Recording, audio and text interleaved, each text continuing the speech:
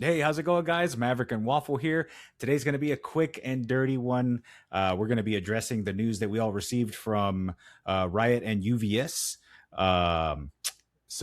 Yeah, they they announced a banned card list, which we're going to be taking a look at right here. And Waffle, if you want to take us over on that one, brother. Sure. So the first card on the list is unfortunately Cult Shot. No, I'm kidding. I'm actually not surprised this card got banned. In contrast to our other video where I was calling for it not to get banned. Um, I I can see why it's an issue. Definitely, it is very strong. As a purple player as well, like I'm not surprised by seeing Cold Shot on the ban list. So yep.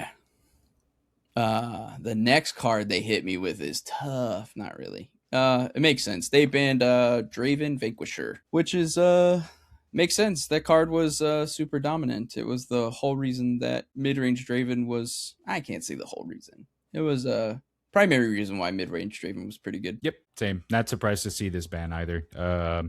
Okay, and the next card up on the list that caught me off guard completely. It's Fight or Flight.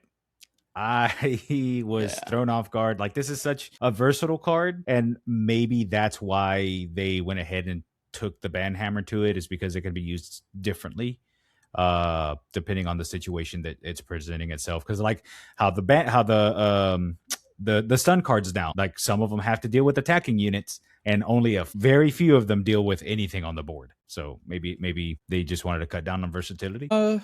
Maybe it's actually, this is the one card on the ban list that I don't necessarily agree with. I don't think that it's that big of a deal because it simply moves a problematic unit to its base.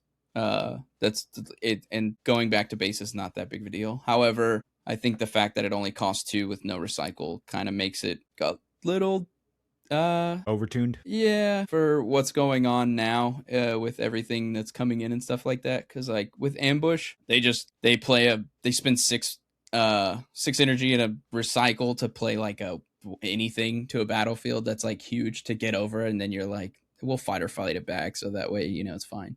Yeah, at least we still have access to Rebuke too, so it's okay. Yeah, fair. And then the next card up that we have is Scrapheap, which is another interesting one. But also, I see like the combos with Ezreal being able to discard that card and draw 3. But what do you think? You think this is a slight at the detonate list or Ezreal, or what do you think? I don't necessarily think it's the detonate list, because the detonate list can just run what is it, Treasure Trove, the one that whenever it leaves you channel a rune and draw a card. Yeah. This one I think so is more like to hit like the miracle list to kind of stop it from fueling Rasa so quickly while gaining so much card advantage on your opponent. Okay, like yeah, true. Because the miracle list do, I mean, most like trash centric decks do use Scrap Heap to help keep their hand healthy because they're having to discard quite a bit. Yeah. So I see that. And then you want to take some of the battlefields, brother? Sure. So they start with Dreaming Tree, which makes actually quite a bit of sense. That battlefield has been played since the beginning of Origins in almost every deck. It's insane. It's an overpowered way to just draw cards effectively, especially if you run blue. You sit there for a turn, your opponent does nothing. You're like, okay, I'll just stupefy my own guy, draw a card on your turn, or draw 2 on your turn. Yeah, draw 2 on your turn. Felt really good. Yeah. Kind of sad to see it go, TBH. A little bit, yeah, but it does make sense. It's one of those battlefields that just like since they're filtering it out, a bunch of other battlefields will see play, and I think that's very healthy for the game.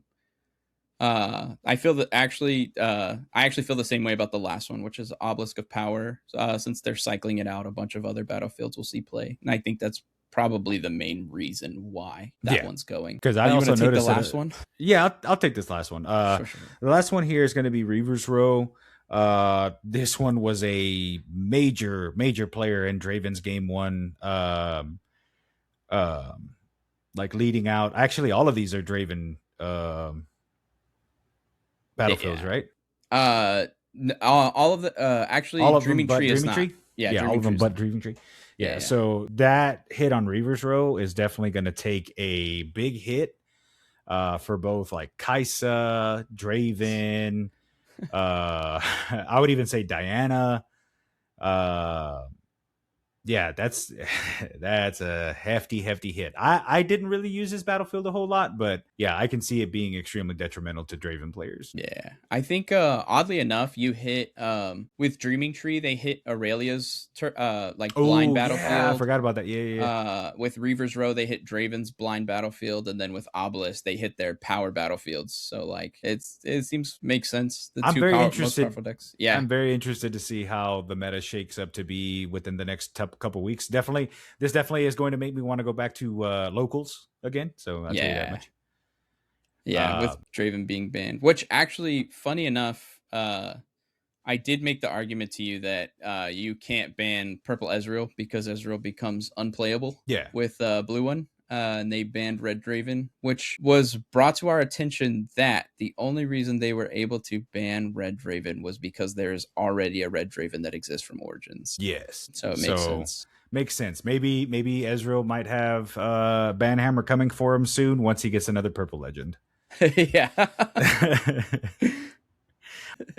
So anyways, guys, we just wanted to bring you an update to see how your format at your LGS is going to be shaken up by the ban cards. Definitely, man. But if you guys have any comments or anything else you guys want to talk about, be sure to leave it down in the comments. And if you haven't already, please like, share, subscribe, all that YouTube stuff to help us grow here on the channel.